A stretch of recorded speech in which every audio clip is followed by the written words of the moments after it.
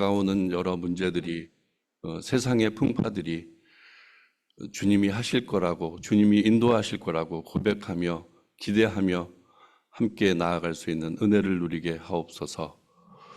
오늘도 주의 말씀 함께 읽겠습니다. 우리에게 진정한 왕이 누구입니까? 우리가 바라고 구하고 있는 것이 무엇입니까? 하나님께서 말씀하신 그 의미를 알게 하시고 그 뜻 가운데 우리가 바로 설 수 있도록 인도하옵소서.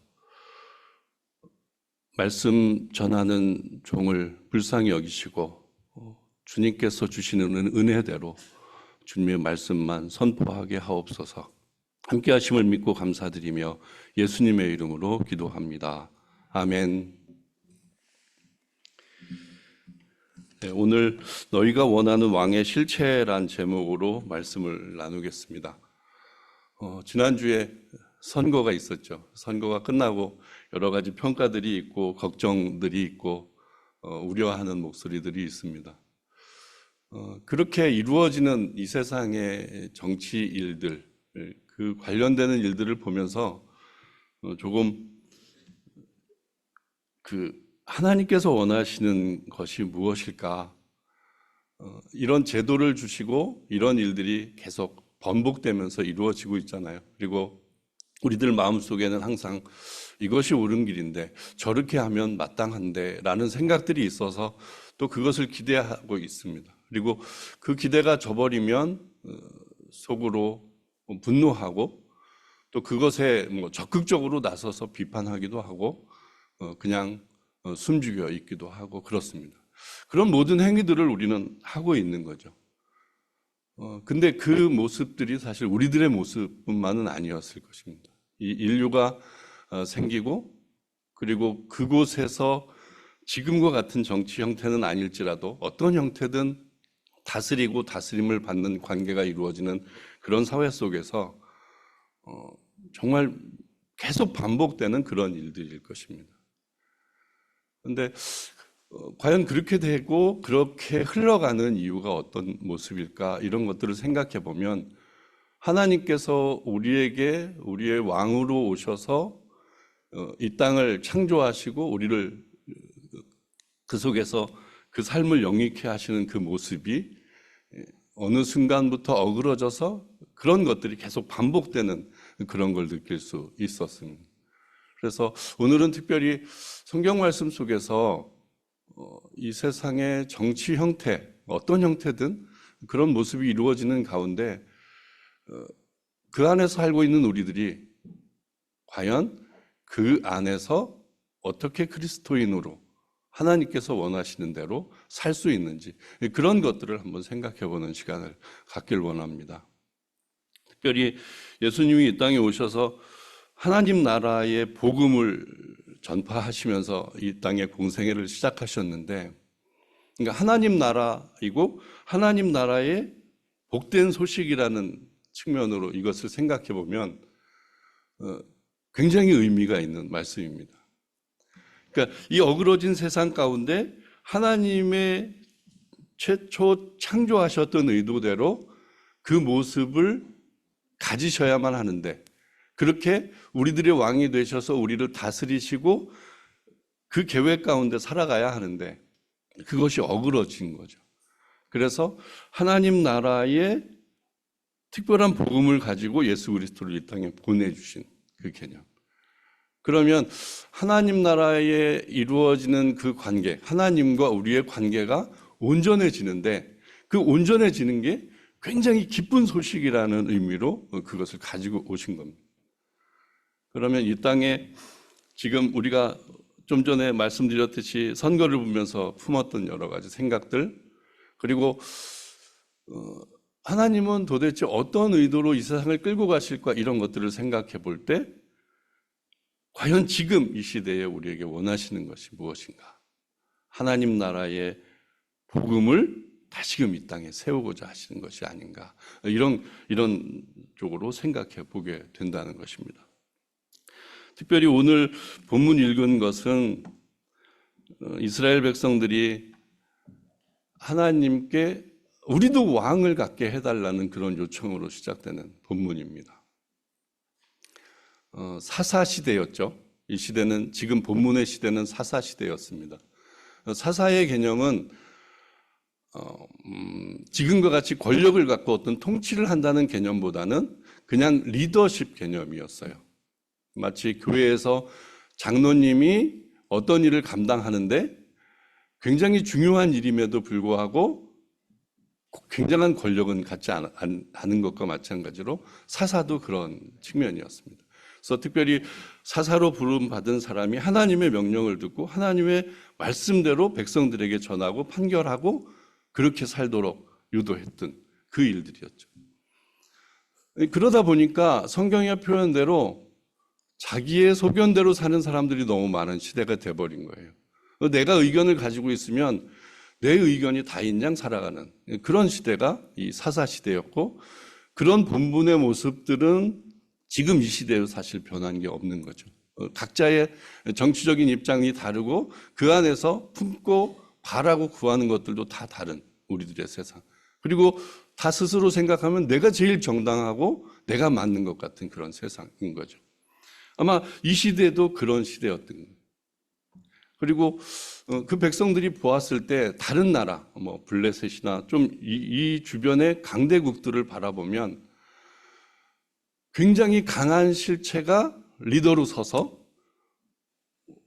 호령하면 그대로 이루어지고, 그리고 백성들이 다 각자의 생각을 가지고 있음에도 뻔한데 갑자기 어떤 이슈를 만들어서 한번 연설을 하면 굉장히 잘 따르고, 이런 모습들이 사실 눈에 들어왔을 겁니다.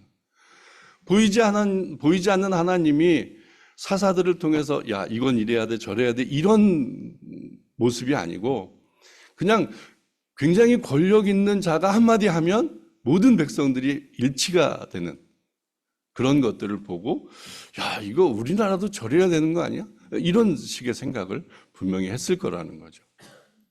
마치 우리들이 가지고 있는 생각들도 별반 다르지 않을 겁니다.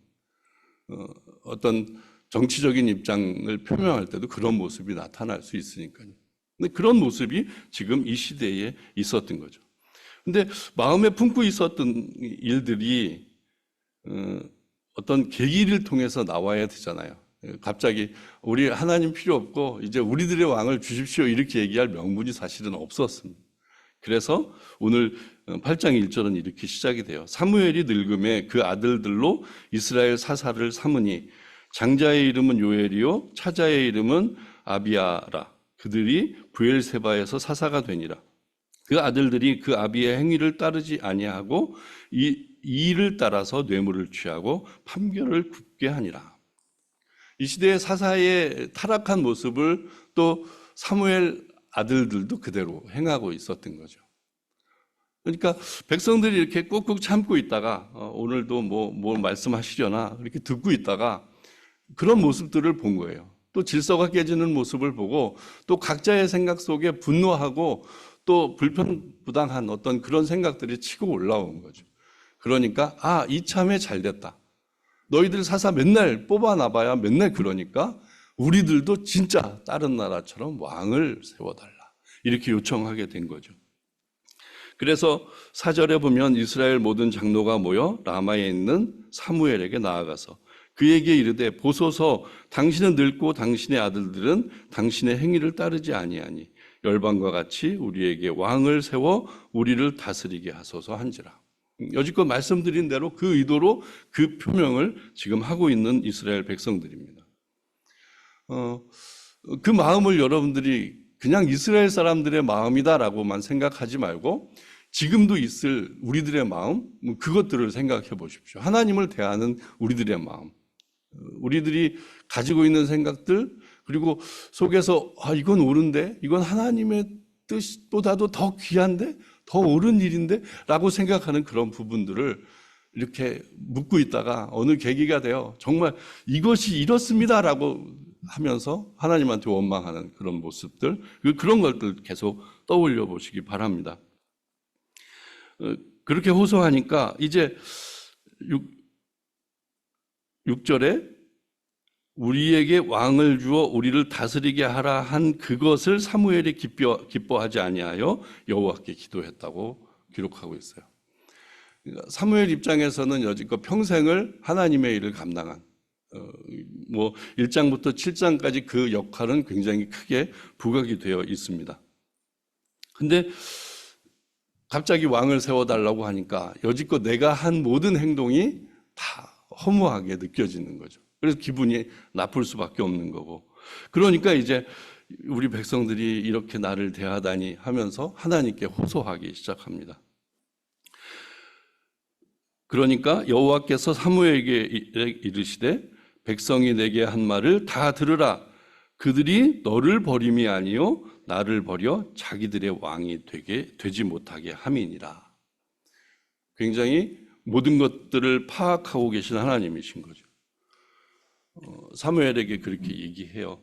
너한테 그런 게 아니고 지금 나한테 도전하는 것이다. 이 얘기합니다. 그러니까 하나님이 이 말을 사무엘에게 하실 때 그 하나님의 심정을 한번 여러분이 생각해 보십시오. 사무엘을 위로하는 듯 보이지만, 야, 결국엔 나를 대적하는 거야. 내 다스림을 받기 싫다고 그러는 거야. 이렇게 표현하는 거죠. 근데 하나님이 증문즉답으로 이렇게 금방 그 말씀을 하신 건 아닐 거예요. 왜냐하면 우리가 뻔히 알고 있듯이 이스라엘 역사가 그 이전에 출애굽 때부터 우리 백성들의 마음을 너무 잘 알고 계시니까요. 그러니까 언뜻 생각나는 것 중에 하나가 하나님이 이제 직접 백성들에게 말씀하니까 그게 굉장히 두렵고 떨리는 시내산에서의 얘기입니다. 그러니까 그게 너무 두려운 거예요. 직접 들으면 내 죽을 것 같은 거예요. 그러니까 모세한테 요청을 하죠. 하나님 더 이상 직접 말하지 못하게 해달라. 당신이 듣고 나한테 얘기해달라. 이렇게 얘기하는 장면이 언뜻 생각납니다. 그런 것처럼 지금 이 백성들이 그렇게 하나님을 대하고 있다는 것을 다 알고 계신 거죠. 그러면서 지금 이렇게 내가 자기들의 왕이 되지 못하게 하려고 그러는 거다. 이렇게 설명하시는 장면입니다. 8절에도 내가 그들을 애굽에서 인도하여 낸 날부터 오늘날까지 그들이 모든 행사로 나를 버리고 다른 신들을 섬김같이 내게도 그리하는구나.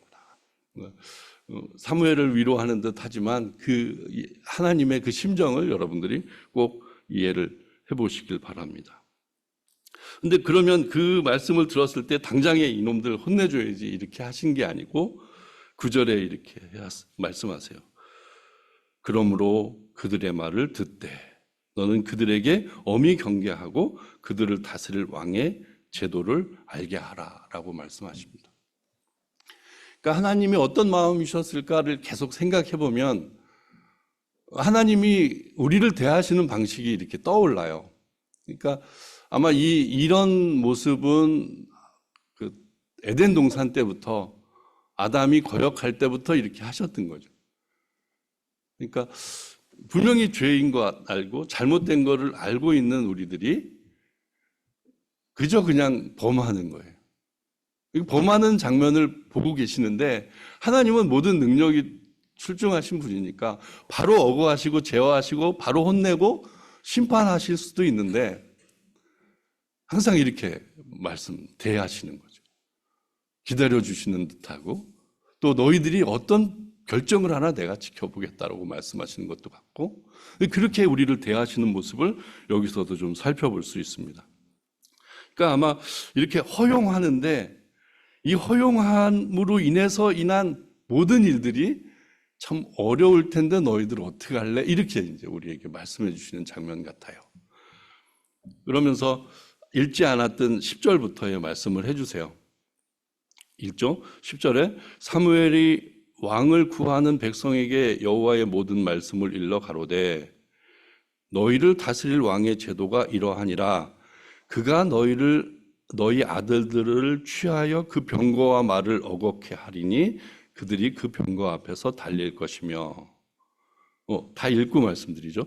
그가 또 너희 아들들로 천부장과 50부장을 삼을 것이며 자기 밭을 갈게 하고 자기 추수를 하게 할 것이며 자기 병기와 병거의 제구를 만들게 할 것이며 그가 또 너희 딸들을 취하여 향료 만드는 자와 요리하는 자와 떡 굽는 자를 삼을 것이며 그가 너희 밭과 포도원과 감람원의 제일 좋은 것을 취하여 자기 신하들에게 줄 것이며 그가 또 너희 곡식과 포도원 소산의 11조를 취하여 자기 관리와 신하들에게 줄 것이며 그가 또 너희 노비와 가장 아름다운 소년과 나귀들을 취하여 자기 일을 시킬 것이며 너희 양떼의 10분지를 취하리니 너희가 그 종이 될 것이라 라고 표현하는 장면입니다. 근데 뭐 읽다 보면 여러분들이 금방 아실 거예요. 지금 이루어지는 모든 일들이 사실 여기에 준해 있어요. 우리가 세금 내는 일부터 우리가 지금 뭔가 무시당하고 있는 것 같이 살아가는 어떤 그런 일들까지도 다 여기에 포함되어 있다고 생각이 됩니다. 아까 읽으면서 쭉 보지만 취하여 뭐 할 거다, 취하여 뭐 할 거다 이런 표현을 계속 쓰고 있어요. 그러니까 그 왕은 백성들을 위하는 게 아니고 자기의 모든 것들을 위해서 백성을 부릴 것이다. 그들을 취해서 그거를 할 것이다. 이렇게 하나님은 말씀하고 계신 거라는 거죠. 여느 정권, 그러니까 뭐 세계사, 우리나라를 비롯해서 세계사를 보았을 때 뭐 굉장히 큰 유명한 선왕들이 분명히 있을 거예요. 근데 그 선왕들의 모든 행적 또한 여기에서 벗어나는 것이 없을 거예요. 한번 다 따져보십시오. 이런 일들이 하나님께서 지금 왕을 요청하는 백성들에게 이렇게 말씀해 주고 계신 거예요. 그리고 그것은 우리가 지금 쉽게 이해하듯이 그게 그렇게 되는구나. 그래서 우리가 이렇게 살고 있구나. 이런 것들을 금방 느낄 수 있는 거죠. 그 판단인 거예요. 그들에게 왕이 없었나요? 왕이 있었잖아요. 너희는 나의 백성이라고 계속 강조하시면서 말씀하시던 하나님이 계셨잖아요. 그런데 왕이 필요하다고. 근데 왕을 요청했는데 지금 이 이후에 사무엘상 이후, 그러니까 지금 이 8장 이후에 바로 사울 왕이 세워지고 다윗 왕이 세워지고 그 열왕들이 계속 이어져 나오게 됩니다. 근데 그 왕들의 역사를 여러분들이 다 알고 계시잖아요. 그 왕들이 정말 하나님을 위해서 일한 왕들이 몇이나 있었어요. 다 그렇게 존경하는 그 왕들조차도 다 면면을 살펴보면 다 자기를 위해 취하고 또 자기를 위해 모든 권력을 행사하고 했던 거죠. 다 드러난 사실입니다. 그럼에도 불구하고 하나님은 지금 그 백성들에게 이 왕을 허락하시는 거예요. 어떤 마음이었을까요?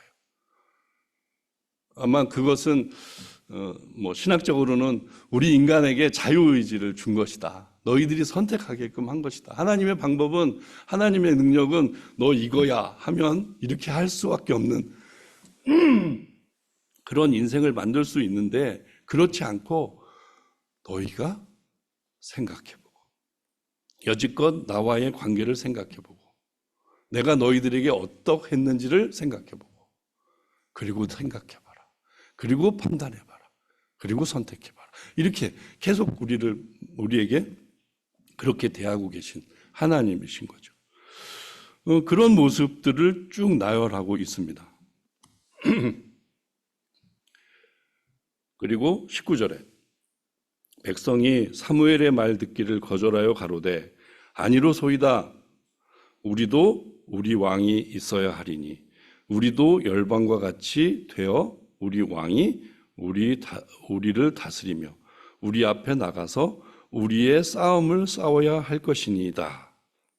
이 두 절에서 우리라는 단어가 지금 몇 번 나왔어요? 세어보면 7번 나왔을 거예요. 그러니까 우리 사람들의 모습이 이런 거예요. 그러니까 하나님의 말씀은 지금 그게 내가 이런 말을 한 다음에 너희들은 이런 것이다, 이럴 것이다 이렇게 경고하신 말씀이 아니고 다 말씀하신 다음에 이렇게 얘기하는 거예요. 그걸 다 알고 인지하고 들은 다음에 이 말씀을 하고 이 말들을 하고 있는 거예요. 그러니까 우리들이 이렇게 하면서 지금 얘기를 하고 있는 거라는 거죠. 우리는 왕이 다른 분이 있는 게 아니잖아요. 또 그분 외에 내가 바라고 구하는 것들이 있어서 그것들을 더 추구하는 우리들이지만 그래도 그분밖에 없다고 고백하는 우리들이잖아요.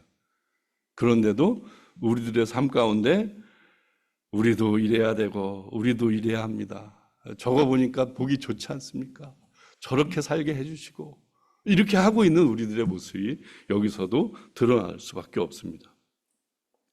이 우리라는 표현, 우리도 우리 왕이 있어야 하고 열방과 같이 우리 왕이 우리를 다스려야 하고 우리 앞에 나가서 우리의 싸움을 싸워야 하고 이런 표현을 이렇게 한번 쭉 묵상하면서 정리해 보면 이렇게 살면 하나님의 나라 백성으로 살 수 없는 거죠. 하나님 얘기는 하나도 없으니까. 하나님 중심으로 생각하는 사고방식은 없으니까요. 그러면 하나님 나라 백성으로서 정체성이 다 사라져 버리는 거예요. 지금 우리가 일상을 살다 보면 그 정체성이 사라지는 순간이 얼마나 많습니까? 저도 그렇고 여러분들이 분명히 그렇게 살고 있습니다. 너 하나님 백성 맞아? 너 하나님 구주라며? 너 주인이라며? 너 이렇게 왜 이렇게 대한받을 수밖에 없는 우리들의 모습이 얼마나 많습니까? 우리는 그 정체성이 무엇인지를 신명기, 출애굽기, 창세기, 그 모세오경을 통해서 굉장히 많이 알고 있는 부분이 있잖아요. 근데 그것을 우리들이 제대로 지켜내려면 우리는 그 말씀 가운데 온전해져야 합니다. 그러니까 이 백성들도 다 알고 있는, 다 경험한 일이었어요. 그럼에도 불구하고 남이 그 열왕들이 더 멋지게 보이고 우리들도 저런 멋진 모습이 세계 만방에 좀 알려졌으면 좋겠다는 생각이 들고 그런 욕망들이 꿈틀대니까 지금 그렇게 적당히 하나님 앞에서 살아가고 있는 그 모습인 거죠. 그것을 여러분들이 이 말씀 속에서 좀 깊이 생각하셔야 합니다. 하나님의 나라 백성으로서 살아가는 것이 어떤 것일까? 그것을 깊이 묵상해 보시기 바랍니다.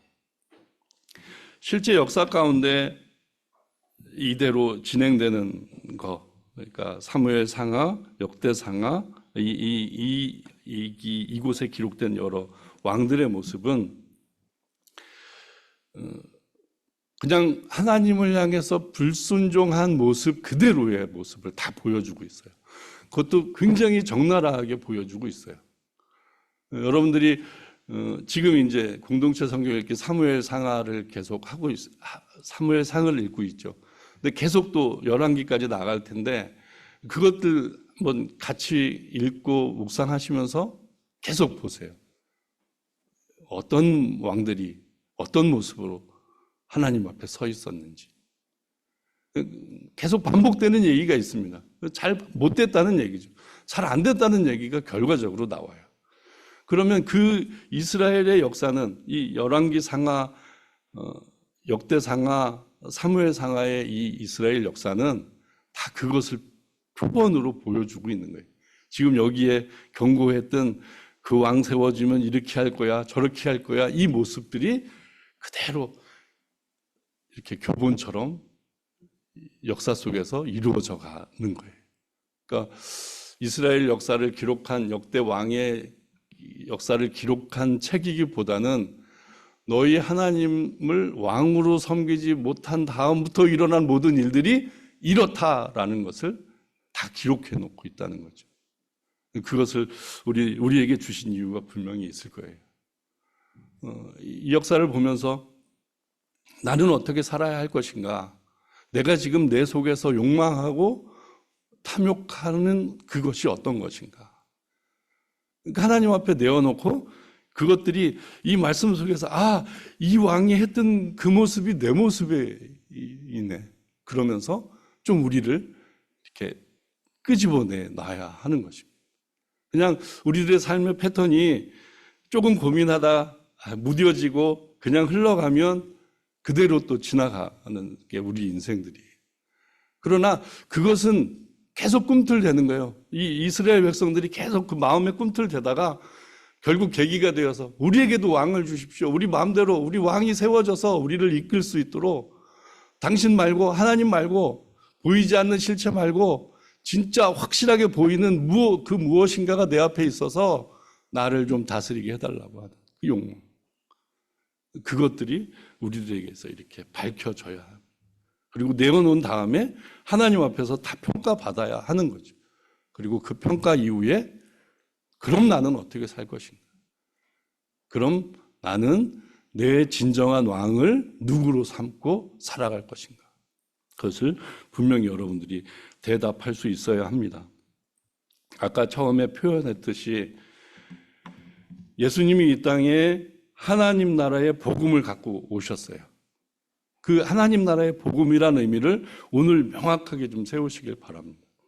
우리가 우리 소견대로 우리 뜻대로 우리 욕심대로 살아가려고 하는 그 욕망, 그것으로 자꾸 새롭게 왕을 세우려고 하는, 좀 더 강한 무엇인가가 필요해서 나를 채찍질하고 더 열심을 다하는 우리들의 모습도 있습니다.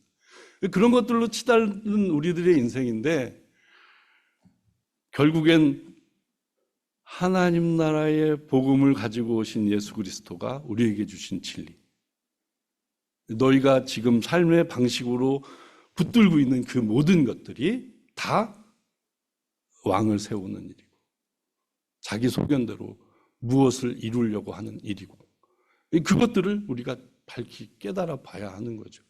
그러면 하나님이 처음 우리들을 창조하시면서 보시기 좋았더라 하시고 바라보시던 그 모습 그대로 우리는 그렇게 살아야만 하는 거예요. 근데 우리는 어떻게 할 수가 없어요. 그렇게 쪄들어 살고 있기 때문에 그게 너무 편하고 그게 익숙해서 그대로 살아갈 수밖에 없어요. 그래서 예수 그리스도가 우리에게 오신 거죠. 단번에 희생제물이 되시려고 오신 거죠. 그러면 그것이 복음이에요. 이제 제대로 살게 해줄게 하면서 그 복음을 우리에게 펼쳐놓으신 거예요. 그러면 하나님이 진짜 우리의 왕이 되는 것입니다. 그런 왕이 되셔야 해요. 그렇게 안 하면 우리 지금 여기 앉아서 하나님께 예배하고 뭐 하는 거 아무 의미가 없습니다. 그거 아니면 설명할 수도 없어요. 다른 사람들 다 손가락질 받을 수밖에 없어요. 너 맨날 이렇게 살면서 뭐 주일날 교회 간다고? 이게 무슨 말이에요? 하나님의 백성이라면 하나님을 왕으로 모시고 하나님이 말씀하신 것들, 하나님의 계명, 그것들, 하나님을 너무 사랑하니까 그 앞에서 지키고 살 수밖에 없잖아요. 그렇게 살아야만 합니다. 그런 은혜가 있어야 합니다. 하나님 나라의 기쁜 소식, 그것을 꼭 기억하세요. 그냥 너무 익숙해졌어요. 하나님 나라의 기쁜 소식이 너무 익숙해져서 어느 순간에 그게 뭐지? 이렇게 생각됩니다. 근데 이런 모습이에요. 우리가 정말 엄청난 세상 가운데 휘몰아치고 막 폭풍같이 불어오는 그 세태 가운데 우리가 살고 있는 거예요. 그러니까 믿음이라는 것 가지고 하나님이 주신 이 세상을 향한 어떤 그 마지막 지키려고 하는 그 무엇을 가지고 이렇게 우리가 견뎌내고 살아가고 있는 거예요. 그러면 그 사는 게 얼마나 힘들고 어렵겠어요. 여러분들 다 느끼시는 거잖아요. 그냥 사는 것도 힘든데 그리스도인의 기준대로 또 살아가야 하는 그 마음이 있으니까 얼마나 또 힘들겠어요. 근데 우리는 여기서 지금 쭉 나열하고 있는 일들의 주인, 그것을 알고 계시고 뭔가 명확하게 이루어가실 하나님 아버지, 그분이 우리의 왕이십니다. 그러면 우리가 지금 생각하는 힘들고 어려운 것들이 우리 왕이 그것을 알고 계시고 이끌어 가시는데 라고 생각한다면 이 세상에 두려울 게 없죠. 고민될 게 없죠. 왜냐하면 우리 찬양 드리는 것처럼 이 또한 지나가고 그것이 또 우리의 감사의 고백이 될 수밖에 없으니까요. 그런 은혜가 우리들에게 있어야 합니다. 오늘 말씀을 정리하겠어요. 이스라엘 역사 속에서 이 장면은 굉장히 하나님께서 마음을 다해서 이렇게 보여주시는 장면입니다. 왜냐하면 이 시대에도 필요하니까요. 우리가 자꾸 요구하는 것들이 있으니까요. 하나님이 왕이신데 그 왕보다 대체하고 싶은 게 너무 많은 우리들이기 때문에 그것들을 이 말씀을 보면서 내가 느슨하게 생각했거나 내가 아니면 더 많이 나가서 많은 것을 탐욕했거나 이런 것들이 있다면 마치 오늘 본문에 사무엘이 자기가 좀 생각 들었던 서운함 때문에 하나님께 나아가서 기도했듯이 기도하는 거죠. 하나님 이렇게 살았어요. 근데 오늘 말씀 들으니 또 이런 모습이 제게 도전이 되고 마음이 찔립니다. 내게 알려주시고 깨닫게 하셔서 내가 지금 이 삶의 형편 가운데 내가 선택할 길을 알려주세요.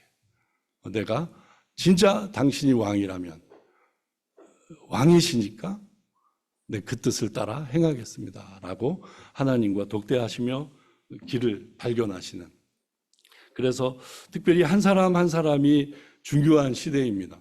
특별히 교회가 많이 힘을 잃고 어려움을 당하는 그런 시대입니다. 근데 한 사람 한 사람이 하나님의 백성이에요. 진짜 하나님의 철저한 백성이에요. 근데 그 백성이 모아 있는 곳, 교회가 얼마나 아름답고 귀합니까? 그것들을 생각하셔서 나 하나가 이렇게 뒤처지지 말고 나 하나가 저 밖에 있지 말고 교회로 모여서 자꾸 이 말씀을 묵상하고 말씀이 위로하고 격려하는 것들을 잡아서 그거를 가지고 또 서로 격려하고 서로 이끌어주고 그런 아름다운 모습이 우리 교회에게 있어야 될 줄 믿습니다. 저와 여러분들에게 그 은혜가 충만하기를 주님의 이름으로 부탁드립니다.